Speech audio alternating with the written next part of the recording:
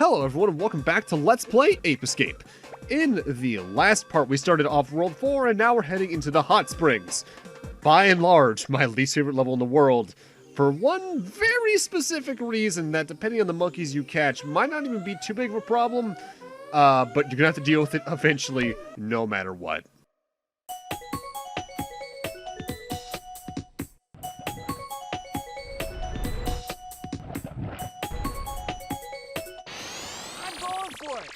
So this is, without a doubt, in my eyes, probably the most vertically structured level in the game. In fact, I think it's honestly a better tutorial stage for the helicopter thing, the propeller, than the actual last level was. And notably, you don't have to deal, at least in the main game, with the verticality. If you go for one monkey that I don't, I think you won't have to deal with nearly as much with it as you'll have to if you go the route I end up going in this particular playthrough. At least for now, because you have to get every monkey eventually. With that said, this is the only other level in the game that has any kind of slippery physics, and it's in these rooms. And it took me a while to figure out what to do here when I was a kid, which is why I ended up going up the other routes instead of going over here to get extra monkeys. You can knock the polar bears into the ice to actually break the gates. With that said, a lot of these gates are extraneous and don't actively lead to anything barring maybe some coins, more or less. Because they only want you to go one particular way. They are a little bit forgiving with the hitboxes, but ultimately, this isn't too bad. Now, something I want to note. Voice actor-wise, Ape.5 1 doesn't really have anyone too notably famous. By and large, I think every voice actor in every version of the original game was only in this. The only notable exception to that is Natalie, who I believe was a character in one of the Deadly Premonition games, and I think was the voice of Carmen Sandiego for a little bit. It's the remake of this on the PSP that got some big voice actors. For instance, Spike is voiced by Richard Stephen Horvitz, so Zim from Invader Zim. Spectre was voiced by D. Bradley Baker, who has been so many things I can't even begin to list them off. I think he was Perry the Platypus, but that's only one of several things. The Professor was voiced by Phil Proctor in that, who is the most famous character he's done? I think he was one of the dads in Rugrats, I think. Jake in that version is voiced by Joshua Seth, who I think is the voice of Tai in Digimon stuff. If not that, I definitely don't remember him being, I think, the voice of the main character of Duel Masters when that had a very short-lived dub here in the States. Natalie in that is voiced by Amber Hood, who has been a couple of Fire Emblem characters, notably Nyx and Soleil from Fates. And finally, and this is the big one for me, Cassie, the green-haired girl we see at the start of every stage, who has very little plot purpose in any of these games. In fact, I'm still not sure if she's a human or an AI/android of any kind. She's voiced by Jennifer Hale. You know, Samus from Prime. On top of not only female Shepard in Mass Effect, like 40 other notable things at a minimum. The PSP version has its ups and downs, I think is the best way to put it. Between some worse controls but better graphics and audio. It's debatable which version is better to play in that regard, at least for new players. I would overall recommend the PS1 version in terms of playing. But if you want to watch like the cutscenes, probably see if you can look up the ones for the PSP version. They're without a doubt on YouTube somewhere. So this is the point where I'd like to bring up my problem with this stage. The verticality is cool and all, in terms of scale, but with these ice bridges, you need to use the super hoop in order to speed across it, and when you do that, you need to go in a very straight line. If you deviate from that at all, go slightly crooked, or get hit by something, you are falling off, either to your death or to damage. And if it is to just damage, you have to backtrack all the way back up here, which happened to me so much as a kid, so much in testing. I hate this level. Ugh. I don't like this. Levels like this are almost universally my least favorite in their respective game. It's honestly kind of stupid. With that, now we're at the titular hot springs. There's a couple monkeys you could grab here. In fact, I think if you want to get to the end of the stage, the amount of monkeys here is roughly equal to that of the weird little underground base area. So you can just choose one or the other. With that said, if you can, choose the underground base area. The one monkey that you can get to avoid coming up here completely is you have to swim underneath the waterfall and then jump onto a platform. I think when I was originally recording this take of the stage, I didn't know... I didn't think I could get that particular monkey yet. I think I needed a later tool when all you need is the propeller. So I was just in kind of a weird headspace of, oh, I don't have the thing I need yet, when I absolutely did have the thing I needed. I've been waiting for this for a long time. This is just between you and me. Follow me.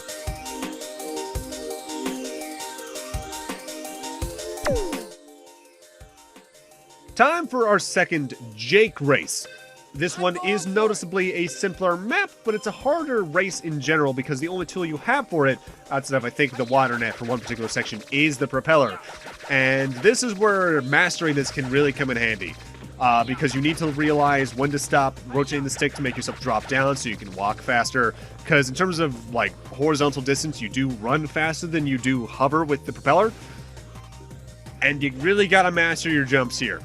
This is also where the thing I mentioned in the last race, realizing that the chains of the metal balls won't hurt you, can really come into play. And sometimes the control and collision can just be a little off and completely screw you. Anyway, these races aren't too hard. With that said, on a first playthrough, it's very easy to lose them, but again, you don't need to clear these unless you're going for true 100% anyway, because all you get from these is Spectre coins, and if you're trying to just unlock all 3 minigames, you can get enough Spectre coins from the levels to do that anyway, if memory serves. So these are more or less just a fun little bonus round more than anything in a way. I do like that background, though. Eerily reminds me of Final Fantasy IX. Well, at least one particular screen of Final Fantasy IX. Alright, say the incorrect dialect again, Jake.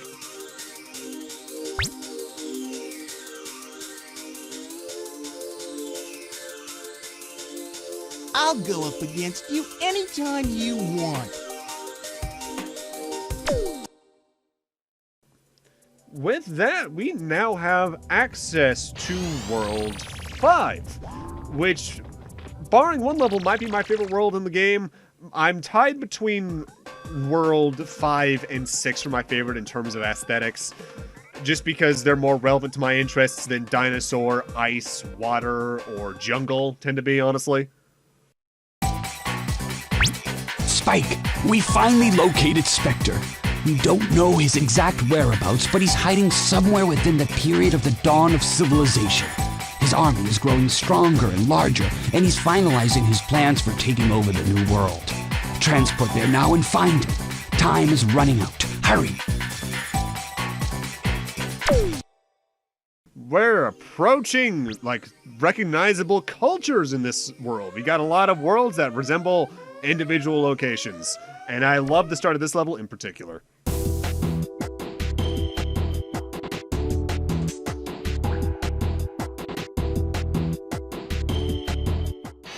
I'm not sure if this is my favorite song in the game. It's definitely top 3.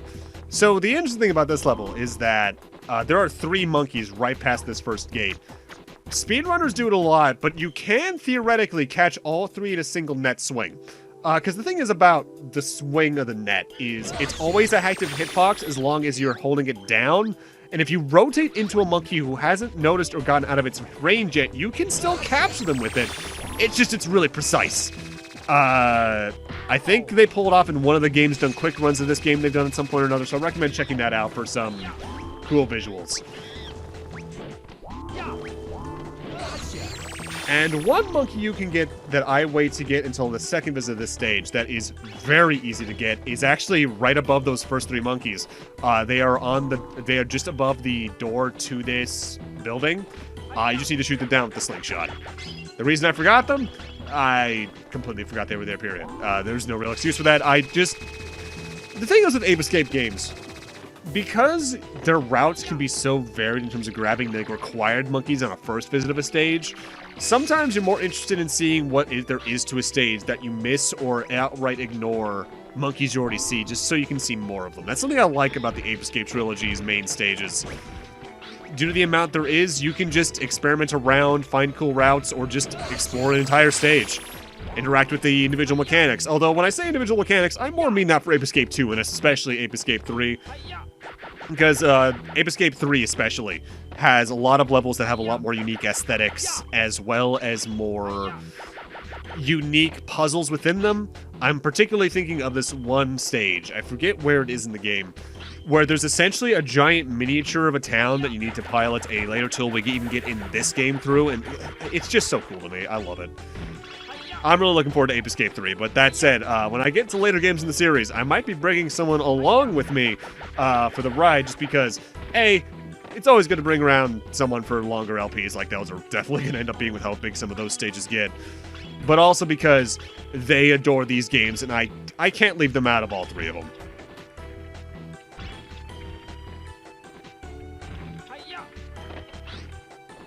But that said, that also brings up a weird issue I had with these games as a kid.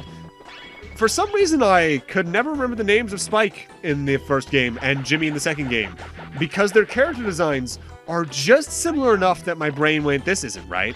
It's only Kay and Yumi in the third game that I always remember the names of in terms of, like, which one's which, because their character designs are so distinct from Spike and Jimmy.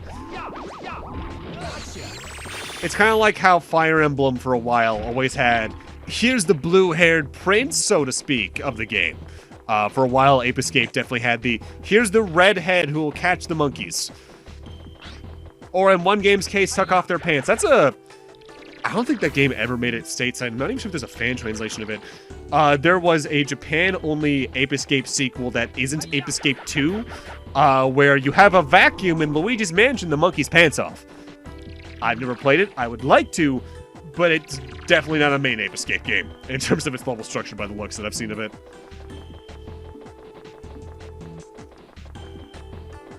Now, this particular room has two monkeys that I do not like getting, and they're the ones that are on the rafters. I'm not going to be getting them until the second visit.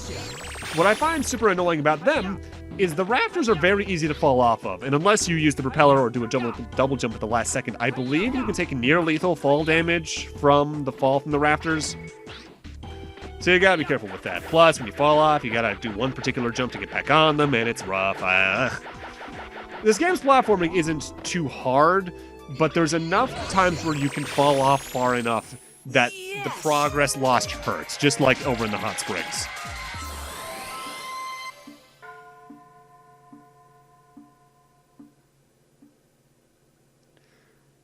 With that said, we are now on to probably my least favorite stage in this world set. You did great. Because in terms of linearity, it's probably the most straight line level in the game. The way a lot of the game's levels work, and the way I tend to prefer my Ape Escape levels, is they're more open sandboxy with maybe like one or two side paths, like the last level was. Like you had the open area at the start, you have the building area, and the well area. The Wasabi Wall, the Wabi Sabi Wall rather, is a parody of the Great Wall for one. But this place is just a straight line, and I do not like it when Ape Escape levels do that nearly as much, unless they get really interesting with the levels outside of it. I'm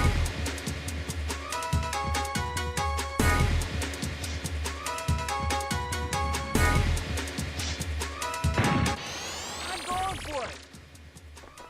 With that said, I like the music track here, and I do like the texture of the bricks here for some reason. I remember thinking as a kid it looks crunchy. Because kid thoughts are weird. Like, I've described it on one of my streams before, I believe. But I distinctly have memories as a kid of just associating certain times of my life with what I like to call brain textures. Like a distinct memory of not only how I was feeling at the time, but how it felt to play something or experience something. Like, I believe I described it before as playing Majora's Mask as a kid felt very warm, but at the same time somewhat murky. And there was just this very, like, warm feeling for beating that game, whereas playing Pokemon Gen 2 had this very... how do I describe it? Closed-in, cramped, but very safe feeling to it. Words are weird, kid brains are weirder. how have we survived this long as a species with that alone? Clearly. With that said, the Wabi Sabi Wall, my problems with it mostly stem from it being an ape escape level. As a platforming level in general, I think it's honestly a really fun level. We got a lot of conveyor belt-like sections that you have to move against in order to stay safe on. We got some slippery panels you need to avoid, all that, but it does have easily one of my least favorite rooms in the game, the gong room here. We got 3 monkeys here. These are very fast monkeys who will run away from you at sight 1. They'll jump into the 2 doors on either side, which will teleport them between those 2 side doors. Which one they jump out of is not entirely random. Sometimes they'll open the door and then immediately close it because they jumped right back in. And whenever they hit the gong, weights fall from the ceiling to try and crush you and do damage. Catching up with them here can be rough, even with the super hoop. To the point of, on a first playthrough, I would almost recommend just ignoring at least 1 or 2 of the monkeys here, because all you get from catching them, other than the 3 monkeys you require to help beat the stage, is the Spectre Coin. I could recommend coming back here with the final tool that we get in the game, the one you get after you beat the game that I have foreshadowed once or twice, because it'll help you reach them a lot easier.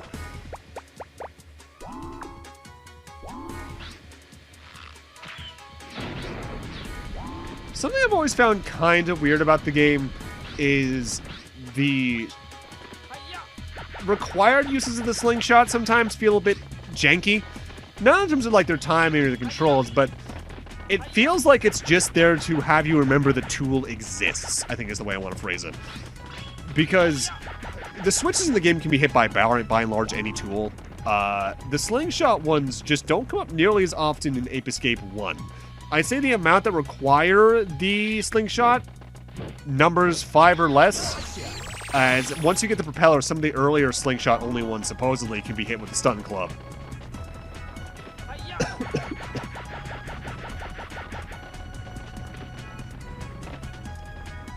Be careful, by the way. I don't think I brought it up directly, but Ape Escape 1 and 2 and 3, for that matter, all have a live system. I've mentioned that you get an extra life for getting 100 of the coins or chips, whatever they're called. Extra lives on their own aren't too common. Losing lives can be deceptively easy, though. As Wall Spike himself has 5 hit points, he can die to fall damage, and it's very easy to die in this game to bottomless pits. I'd say they're the most common instant death trap in the game. And whenever you're in one of the outside areas here at Wabi Sabi Wall, you're just surrounded by a bottomless pit, so you gotta be real careful there. Namely whenever you're directly over them or having to deal with the moving platforms. Spike does control well enough to the point where he won't say, go running off a ledge unless you absolutely need him to.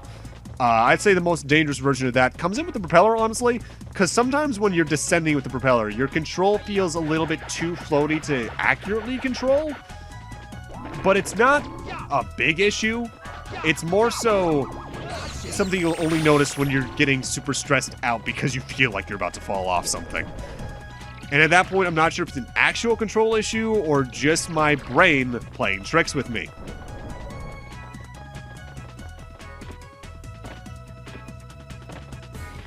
Also, jumping onto this thing is clunky. I think this is just a 2D object. If it's not, it's a triangle of very thin polygons. And clinging onto it is surprisingly precise.